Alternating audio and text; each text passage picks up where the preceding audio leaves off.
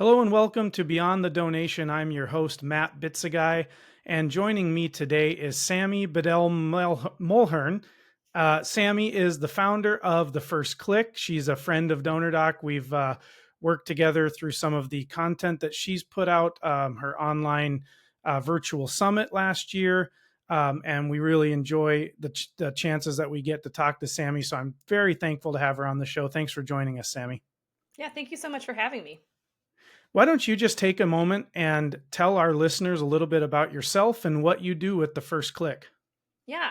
So I have been in the nonprofit space since 2006 when I started my own organization. I've worked for large organizations, I've worked for corporate, and kind of through it all, ultimately decided that I can make a bigger impact with more organizations by supporting them with, all of the things that I've learned in digital marketing and kind of help small to medium sized nonprofits really step into their own, not be nervous about putting themselves out there and put themselves out there in a way that converts. So through that, have gotten to meet so many other amazing consultants in the space and work with you, Matt at DonorDoc and the team. But it's just really fun to work alongside these organizations and help them amplify their mission. Because when we sit inside our own businesses, it's really hard to kind of get outside of that. So I love telling organization stories and really helping them kind of get their message out there in a more impactful way. I love that. And, before we go any further, so you worked in the nonprofit space for a while. You said when you first started your career, is that right? Yep. Tell me a little bit about like what you did, when you were working in a nonprofit. Yeah, so I graduated college and I didn't know what I wanted to do. I was like, I know that I like visual and performing arts. I knew that I liked working with kids. I'm from a rural town in Northwest Iowa where they don't have a lot of access to a variety of different types of visual and performing arts. So I just thought, what the heck, I'm going to start my own. And so I did. I pulled together a community of volunteers. I mean, it helps when you're in a smaller town because you know everybody. And so we pulled together a great group of volunteers.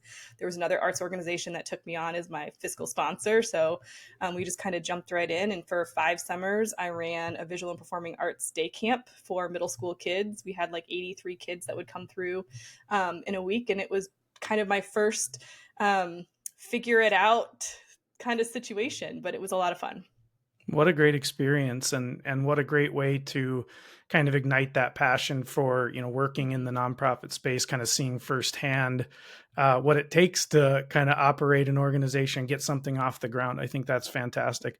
Um, I think like us, you're a big believer in, simplification. What's the biggest, when you look at the customers that you work with, what's the biggest mistake that you think nonprofits make as it relates to marketing and digital marketing, their website? What's holding them back? I think the biggest thing is not tying your marketing efforts back to actual goals. So we know we need a website. We think we have to be on every social media platform. Like there's all the things that people tell us, our board members tell us, the community members tell us, like you should be doing all of these things. And then we just get excited about some because it's something fun that we want to do. Or we're like, no, we're not going to try that because it's something we don't think is fun and we don't want to do. As opposed to saying, okay, well, how would this strategy actually help us reach the goals that we're trying to achieve? Getting stuck in the vanity metrics, getting stuck in things that make us feel good as opposed to things that advance our mission. Yeah, I think we've talked about this with some other guests on the podcast before. I think it's really easy to get caught up in the shiny objects sometimes, like the cool new thing or whatever. But sometimes I think it's more powerful for an organization to get back to the fundamentals and really focus on doing those basic and core things really, really well.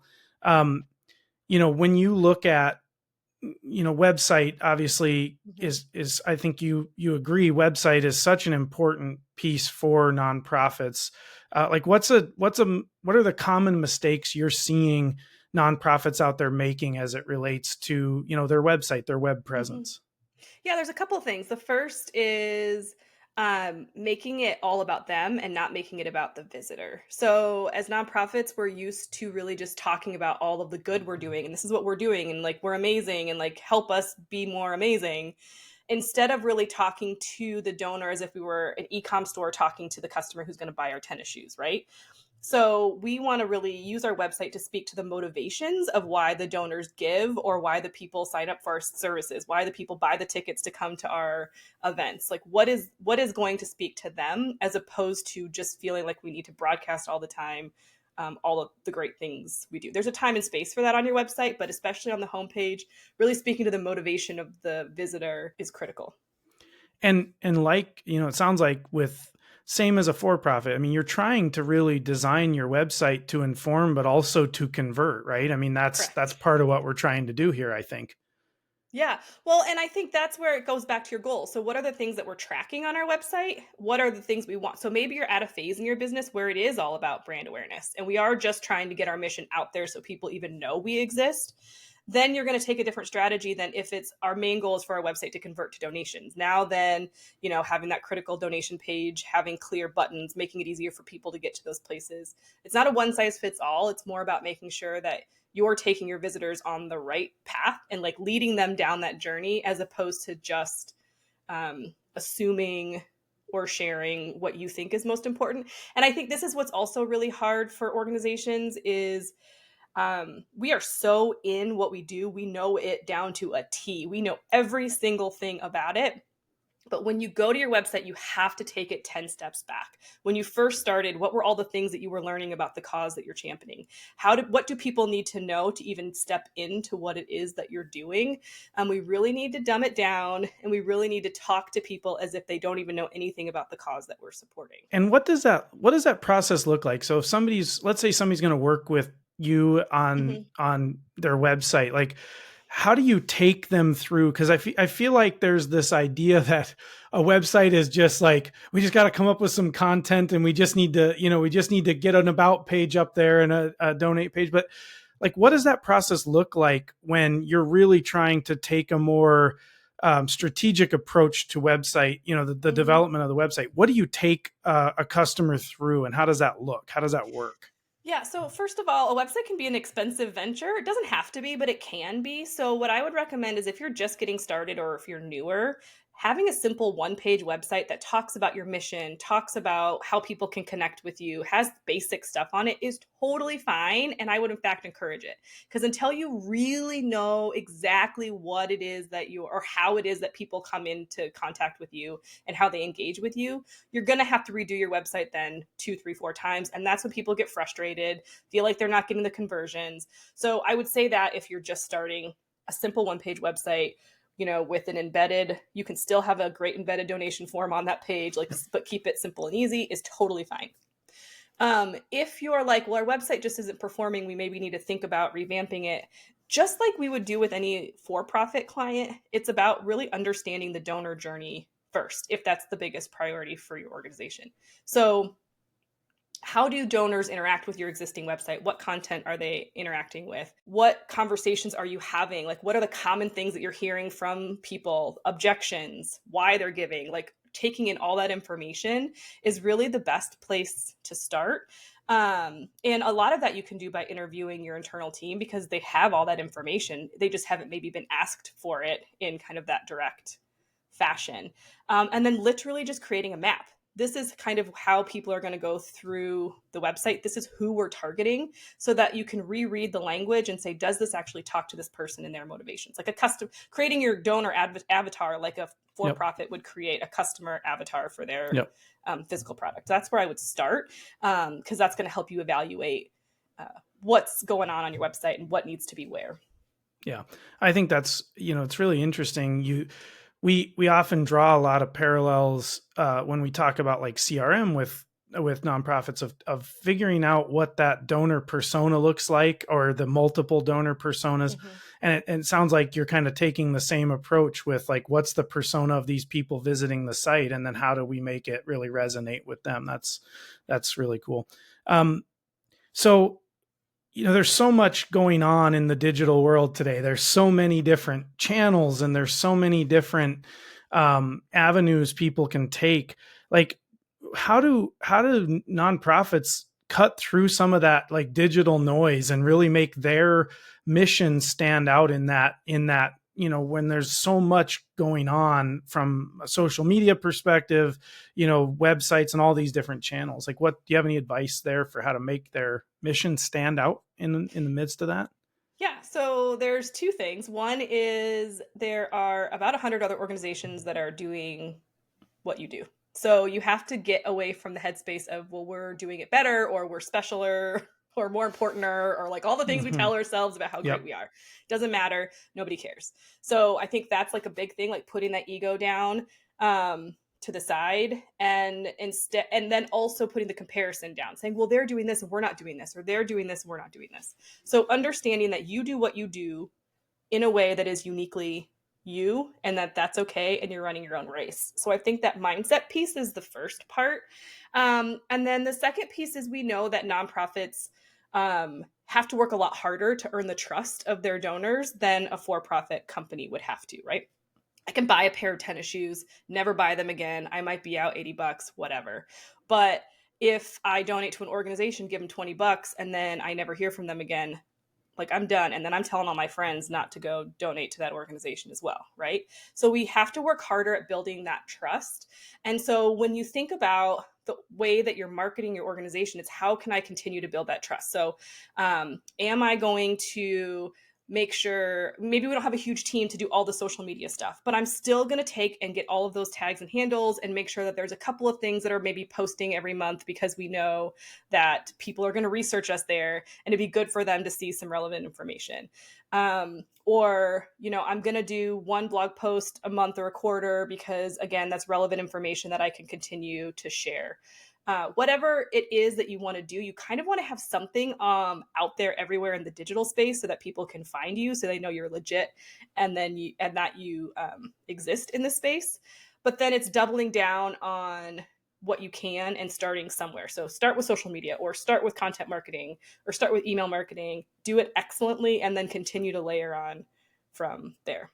Yeah. So if I'm hearing you, I mean, I think one of the big things that you're saying is like, um, you can't do all of it necessarily like at the highest level. So figure out the things that you can do well. But I think consistency is probably 100%. Our marketing team always tells me, like, so much of it is about, being consistent in what we're doing, and then giving it the time for it to start to see results. And I would think that kind of carries through to, if you post one social media message and then you never post again, or you post very intermittently or whatever, or you do a blog post and it's really hit or miss. People have trouble, like the lack of consistency. It makes it harder for people to find that content or to be able to engage with it. Is that accurate? Yeah, well, I mean, DonorDoc has been around for how many years now? 4 or 5? 5 years. And you're Yep. just now starting a podcast, right? It wasn't like you Right. said, okay, well, we're going to build this software and then now we're going to start a podcast right now, because like, let's just go for it. Like, you took, Right. you waited until there was a moment where you're like, yeah, I think this is something that our team can handle and take on well, because we could all say, oh, I'm going to start a podcast, or I'm going to start a YouTube channel. But then if you don't have the machine behind it to like drive traffic to that content, then it's completely wasted effort. So I think it's really, my personal preference is to always start with long form content, whether that's a blog, YouTube video, podcast, whatever you can do excellently and consistently, because number one, you're driving traffic to your website, and nonprofits have access to the Google Ad Grant.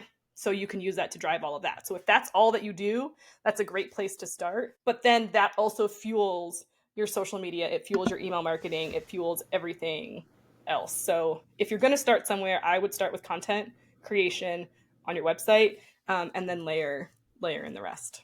That sounds really good. Talking a little bit about social media, are there certain, when you're working with your customers, are there certain social networks or things that you find still work or provide the best results for the nonprofit space, that if they're going to pick three, like what three should they really go all in on? Well, I'm going to give you the standard canned marketing responses. You have to, number one, know go back to your customer avatar. Who is your Sure. donor? And then where are they? That's where you should be playing. But number two is you just have to test. So different types of content are going to work on different platforms at different times.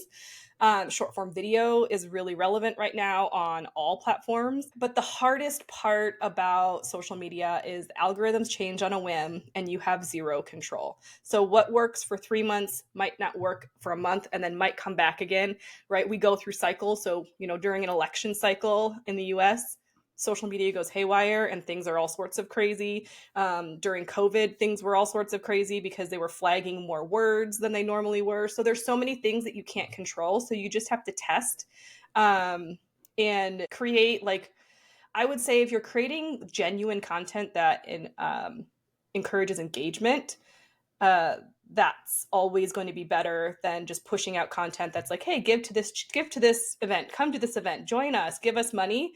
Again, just like with your website, crafting your messages to speak to the motivation of your donor and asking questions and asking for engagement is going to get you a lot farther. And how do you, when you kind of think about, what a nonprofit's putting together, what's the relationship between like their website and their social media presence? Like how important is it that, those things are, share a common brand, common voice, et cetera? Like, is that an important thing for a nonprofit to be thinking about when they're putting these things together? 100%. I think voice matters. I also think, like nonprofits get access. I think they get Canva Pro for free. So Think there's no so. reason why you can't have somebody, even if you just hired it out to somebody and said, hey, I need you to create like 10 different templates for me in Canva, then you can create all of those things that you need, whether it's headers, whatever, by yourself, whenever you need to. You don't have to have a big design team to be able to do some of those things and look great. But yes, your branding is important because you want people when they're scrolling to say, oh yeah, this is an organization that I like. I want to stop and read this, as opposed to having it blend in with everything else. I also want to say, in correlation with your social media and the website, the one thing that's a little bit counterintuitive is we know that all the social platforms want you to stay on the social platform. They don't want you bouncing somewhere else because now that's losing traffic, that's ad revenue, that they're losing all of the things, right? So while it's important to kind of drive people back, it's more important on social media to have conversation. So we want to think about how can we create these posts? How can we take them to the direct messages? How can the direct messages foster that conversation that we can get them into email or on the phone? So even if we're promoting a blog post, we might be talking about some highlights on that blog post in our social media post. But instead of being like, hey, read the post with the link, you might put the link in the comments, but it's more like, would you like to know more about this? Or, leave us a comment with your favorite tip of these 3 that we shared, whatever. Then it's on to your team to see those comments and start to develop those conversations. So it's a little bit of a different strategy, but that's going to help you get a little bit more organic reach with your posts, as opposed to linking everything up and always driving people back to your website. That's a really good point for people. Not something I would have really thought about, but I think that makes a lot of sense. How important do you think social media is on, things like donor retention? I mean, do you see across your customer base that your donors are who you're engaging with on social media, or is it, prospective donors? Like, how important is it for your existing donors to have the website work well, or, be what they want, and then, social media, those types of pieces? Yeah, I mean, I think it's really important because donors don't want to refer their friends and family to an organization that looks sloppy, that doesn't have it pulled together, right? Like the biggest piece of advice I got from my dad when I first started my nonprofit was like, even though you're just starting, make sure all your materials look hyper professional, really nice, really well designed, that you look like you're a $5 million company, even though you're only a 500,000 or $500 company, right? You just started. Yep. And again, it doesn't have to be expensive to do that. It's just a kind of a mindset switch. So I do think that that's important. One of my favorite ways to actually leverage donors in social media is to create promo kits. So having a general promo kit, also having an event promo kit. I was actually just talking about this on my podcast, but also like having a monthly donor promo kit. So once somebody's been giving to you for like 6 months, you create a custom package just for them that's like their image on branded graphics with sample copy that says, hey, we are so grateful. Here's the impact you've done after 6 months already. Like, would you mind just sharing a little bit about why this is so important to you? Here's content that you can use, and having them share it, because that third party validation is really important. Like I said earlier, we got to keep building that trust factor. So now they're posting content. You can share their post so it shows up on your page also.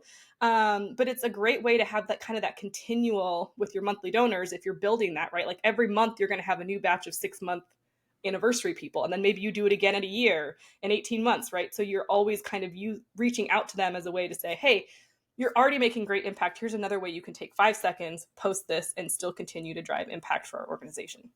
Yeah, I love that idea. So, can you tell me a little bit more when you talk about these promo kits? Like what does that include? Like what Yeah. is a promo kit? So really, I love them in a Google Doc, because then you can edit them. So whenever anybody accesses them, they're completely current and fresh. You're not having PDFs that you have to update all the time. And what they are is, so like, let's say for your general promo kit, it is, one document that has your mission, your vision statement. It has bullet points that people need to know, like the most impactful bullet points about your organization that lead directly to your goals. It's going to then have sample images and copy for Twitter, Facebook, Instagram, TikTok Reels, or TikTok and Reels ideas, all packaged up in one nice little thing. So you might have a Google folder that has all the images, and then you'd have all of your posts in there. So they're formatted for the format. And again, it's important that this isn't just for the platforms you're on, but all platforms, because other people might be on those platforms. You're going to give them sample hashtags, or like branded hashtags that you want them to use, and then also sample email copy. And then this is a document that goes out to your board members, your volunteers, anybody who's like, hey, I'd love to share some stuff. You Yep. have this whole cute kit ready to go. And all you have to do is send it off. And, again, to your point earlier, you're getting more branded material out there so that people can recognize you. So you're equipping your evangelists with what they need to go out and tell your story for you. I think that's awesome. And that's where things like Canva, for nonprofits can be so powerful in terms of like, they have all the templates already built for all those different social networks to build the right size images and those things. And I know we really advocate Canva heavily to our customer base. And I think, it is something that can really take something can be kind of hard and simplify it down, which I always love to see that. Yep. This is a great segue to one of my kind of final questions for you here is, so all these great ideas, there's all these things that a nonprofit can do from a marketing perspective, but the reality for a lot of our customers and a lot of our listeners is they may not have the budget to have somebody focused just on marketing within their organization, or they may not have somebody that has that background that's on their team. So what are some other ways that a nonprofit can still be successful when it comes to marketing if they don't have someone on staff or they don't have a big marketing budget? Do you have any other tips besides things we've already touched on? Yeah, I mean, like oftentimes it's like the development director gets tasked with marketing, right? Yep. And so they're tasked with going after the larger gifts, and also then trying to do the marketing that's going to bring in some of the newer people. And the newer people tend to be smaller gifts, and we tend to need to nurture them a little bit more. So I guess what I would say is you have to kind of think about your short-term and your long-term goals, because marketing in the digital space is a long-term strategy. Content marketing is not something that's going to happen overnight. It's something you have that will make impact short-term, but also like much more impact long-term. So I think, what I would say is the best thing that you can do is nurture your donors really, really, really well, the ones that you have, so that you have a little bit more consistency in your fundraising, so that you can develop and add in more time for somebody to be a little bit more dedicated. Like that would which is not a marketing tip. But number two would be really maybe just spend a little bit of time doing a couple of things, like maybe you say, we do want to do a blog, and we're going to do a blog, and we're going to do email marketing. We're just going to do those two things. Right? Maybe half a day and really do the research on keywords, figure out what content people are looking for, craft those titles, because it's way different to go to a volunteer and say, hey, can you write some blog posts for us? Like, what they don't, right?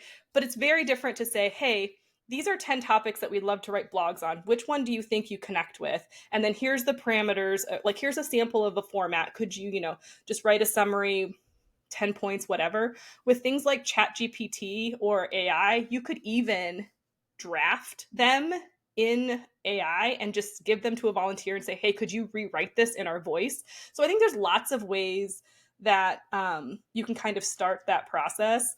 But I would say donor retention is critically under managed or mismanaged. And something that I think if organizations just started there would probably open up some additional funds or regularity for them to be able to help get some marketing support. That's a great tip. Sami, tell us a little bit about where our listeners can find out more about you and what you're doing, and if you have any upcoming events or anything like that that you want to let us know about. Yeah, so you can find everything on thefirstclick.net. That's where we have all of our free resources. You can find links to our podcast there if you need some more digital marketing support. It's all about digital marketing for nonprofits. And all of our events are on there as well. We do a website Wednesday once a month. It's just a free 30-minute. I just give some quick tips. And then we always have a freebie at the end. There's no pitch. It's just 30 minutes and we just kind of hang out and chat. So all that information is on the website and you can check that out. Excellent. And then you have your own podcast. Yep. Do you want to tell us the name of that? Yeah, Digital Marketing Therapy. All right. So I definitely recommend checking that out. Sami, it's been a pleasure having you on. You have so much insight into, the marketing world for nonprofits. So we'd love to be able to chat with you and learn more. And hopefully our listeners can take away some advice that can help them as they're trying to, grow their own nonprofits. So thank you so much for taking the time and joining us today. Yeah, it was really fun. Thanks for having me. Yep, we'll have to have you back on again in the future. Thank you for joining us on Beyond the Donation. As I said, my name is Matt Bitsagai, and my guest was Sami Bedell-Mulhern, and with The First Click, thefirstclick.net. Check that out, and we look forward to talking with you next time.